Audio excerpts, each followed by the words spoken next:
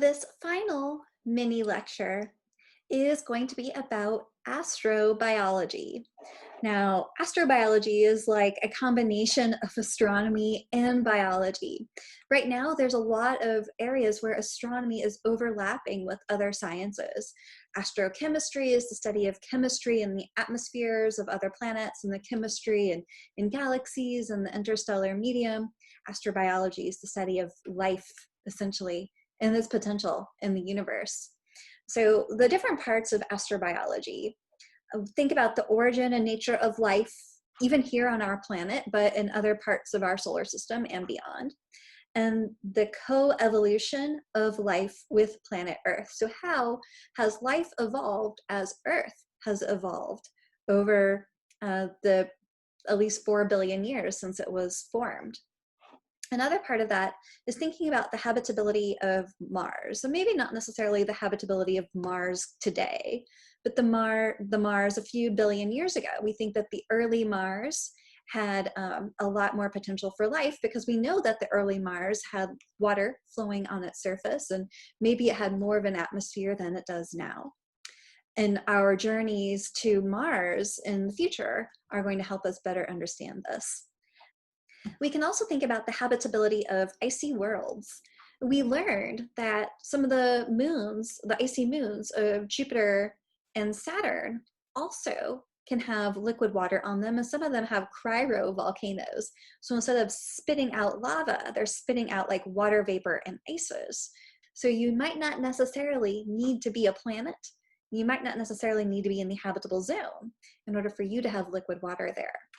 And then we can also think about biosignatures of exoplanets. In particular, we're never, at least in our lifetimes, I don't think, going to have telescopes good enough that we can zoom in on surfaces of distant exoplanets. But what we can do is study the atmospheres of distant planets and learn more about signatures of life that might be on that planet based on the composition of its atmosphere. Now, if the atmosphere is very similar to our own atmosphere here on Earth, that might be a good sign that there's something going on that planet. So a really big important thing that the James Webb Space Telescope is going to be able to do for us is to help us look for biosignatures in the atmosphere of exoplanets. So this is a picture of the James Webb Space Telescope. The James Webb Space Telescope is essentially the replacement for the Hubble Space Telescope. And the James Webb was supposed to have been launched in 2018. Now its scheduled launch date is October 31st, Halloween of 2021. We'll see. Its launch date keeps on being pushed back because they keep on finding things that they want to work on and fix before they end up launching it. So far, they've spent about $10 billion on the James Webb Space Telescope, and it's going to do a lot of science work for us. And so we need to be sure that we're going to protect our investment and be sure it's the best possible product we can launch. And so we have that to look forward to in about a year from now, hopefully. So the way that James Webb Space Telescope is going to be able to detect material in the atmosphere of other planets is by waiting for those planets to pass in front of their star. When those planets pass in front of their star, light from that star gets filtered through that planet's atmosphere. As you see here, we've got our planet and then we've got the atmosphere above it. So imagine that our planet passes in front of the sun. Light from the sun is going to come in through the atmosphere. And if you're observing that light coming through the atmosphere with a telescope, you're going to see an absorption spectrum. An absorption spectrum of light transmitted through the atmosphere of that planet. Light from the star transmitted through that planet's atmosphere. So here's the absorption spectrum of light transmitted through our Earth's atmosphere. Remember that in absorption spectrum, some of the atoms or molecules in that gas are going to absorb some of those photons of light. So some of those wavelengths of light are going to be missing from the spectrum. And so the signature that we're looking for here are these sort of missing bits in the spectrum. In our planet, we've got a lot of oxygen in our atmosphere, nitrogen, water, vapor, carbon dioxide, methane, nitrogen. But here's Mars. In Mars, there's some nitrogen, water, vapor, carbon dioxide, and methane, but there's not a whole lot of oxygen. So you can look at the spectrum of light coming from these atmospheres and tell more about, sort of the processes that are going on that planet. And now we're going to watch a little NASA video, about 2 minutes, that further explains how James Webb is going to help us by detecting biosignatures in the atmosphere of exoplanets. How do we know what's in the atmosphere of an exoplanet? The majority of known exoplanets have been discovered because they partially block the light of their host star. This is called a transit. During a transit, some of the star's light travels through the planet's atmosphere and gets absorbed. The light that survives carries information about the planet across light years of space where it reaches our telescopes. However, the planet is very small relative to the star, so it is still very difficult to detect, which is why we need a big telescope to be sure to capture this tiny bit of light. So how do we use a telescope to read transit light? Stars emit light at many wavelengths. Like a prism makes a rainbow, we can separate light into its separate wavelengths. This is called a spectrum. Visible light appears to our eyes as the colors of the rainbow, but beyond visible light, there are many wavelengths we cannot see. Now back to the transiting planet. As light is traveling through the planet's atmosphere, some wavelengths get absorbed. Which wavelengths get absorbed depends on which molecules are in the planet's atmosphere. For example, carbon monoxide molecules will capture different wavelengths than water vapor molecules. So when we look at that planet in front of the star, some of the wavelengths of the starlight will be missing, depending on which molecules are in the atmosphere of the planet. Learning about the atmospheres of other worlds is how we identify those that could potentially support life, bringing us another step closer to answering one of humanity's oldest questions. Are we alone? Yeah, that question, are we alone in our galaxy? Are we alone in our universe? We've already talked a little bit about that when we did our lab about the Drake equation. Remember that the Drake equation, which we're seeing here again, is an equation that helps us find the number of active, communicating extraterrestrial civilizations in the Milky Way. In the Drake equation, there are a bunch of terms that are being multiplied together. These terms are what Frank Drake, the astronomer who came up with this equation, thought were important to think about to figure out how many extraterrestrial civilizations there might be out there that could communicate with us. And the first term here, R, is the rate of star formation in our galaxy, which we know is about 1 to 7 stars per year.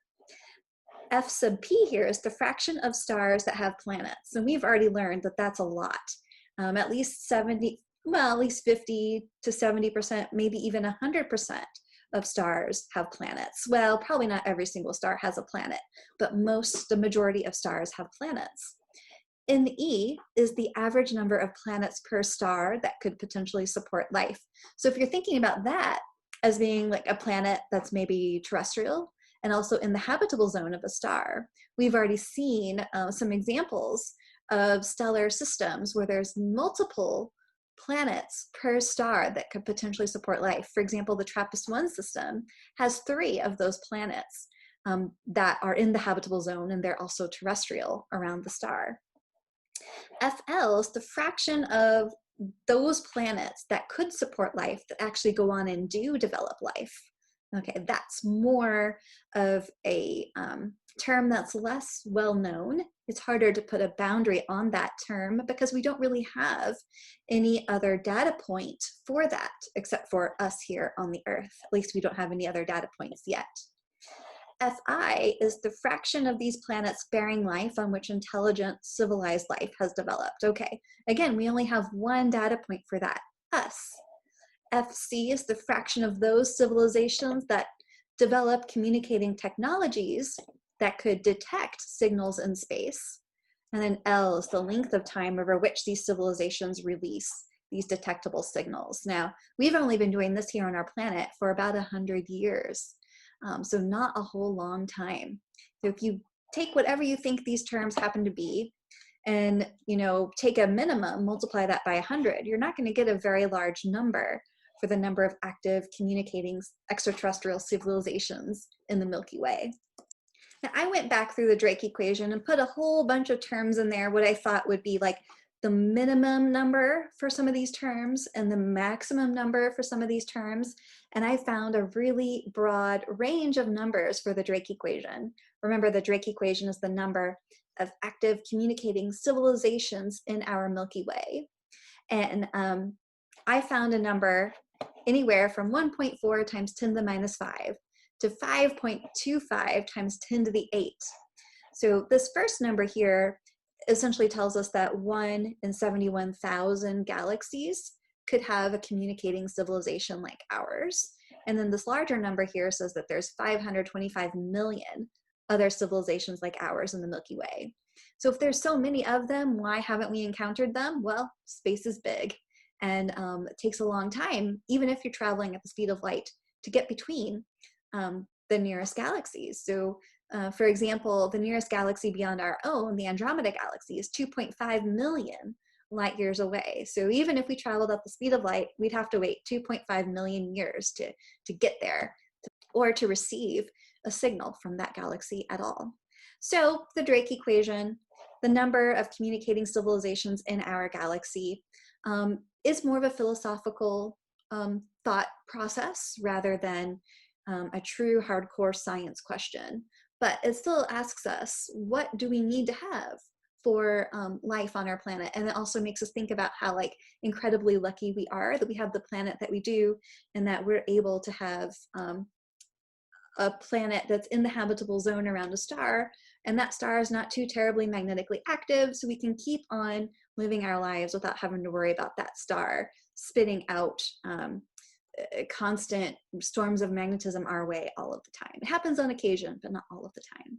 So this is a comic from one of my favorite nerdy comic strips called XKCD, and this one was about the Drake equation, and in the end they say, well, that's the amount of bullshit we're willing to buy from Frank Drake, because this equation is, there's a lot of unknowns here. A lot of terms are very uncertain, but again, it's still a philosophical argument to make you think about what's required for habitability in our universe.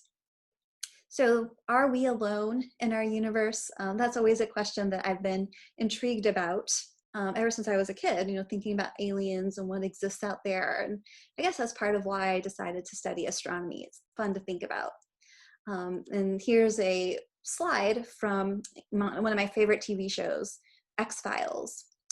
The truth is out there. So this goes with any science. The more data we take, the closer we're going to get to finding out the truth about all of the things that we're trying to study. And that's part of science. That's part of the scientific method.